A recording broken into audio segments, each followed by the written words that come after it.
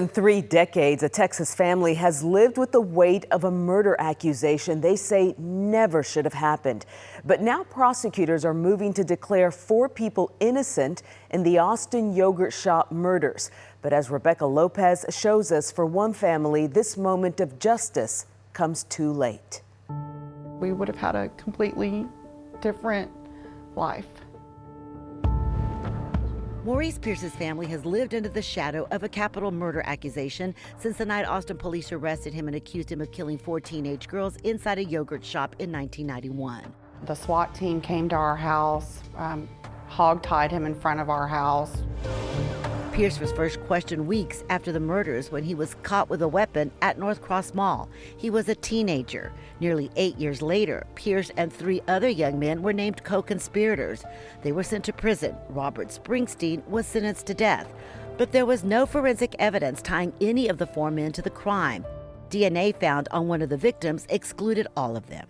The DNA doesn't match not one of them, but y'all can't admit that you're wrong, so much so that you have a press conference to say, we know that the DNA doesn't match, but it's still them. Last year, Austin police announced that same DNA linked the murders to a now deceased serial killer.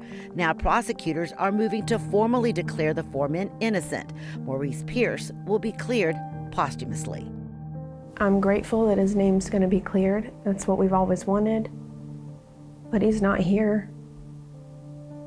No amount of coverage or hearings or court days or anything is going to undo the years of a nightmare that he endured and then losing his life. Pierce always maintained his innocence. His wife says she knew he didn't do it. She was with him the night of the murders. I was his alibi, so I always knew he was innocent. Because there's no way he can be with me and then be at the yogurt shop at the same time, right? Pierce spent 3.5 years in prison before prosecutors dismissed the charges for lack of evidence. His family says investigators built the case on coerced statements, not proof. They point specifically to the lead detective. They showed him graphic photos of the girls.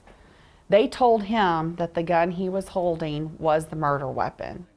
Yeah. Pierce's wife says detectives pressured her as well, even after Maurice died. They basically were trying to turn me against him so I would say something to imply that he was involved in these murders. Pierce died in 2010 after a traffic stop in North Austin. Police say Pierce was shot by an officer after Pierce took that officer's knife and slashed the officer's throat.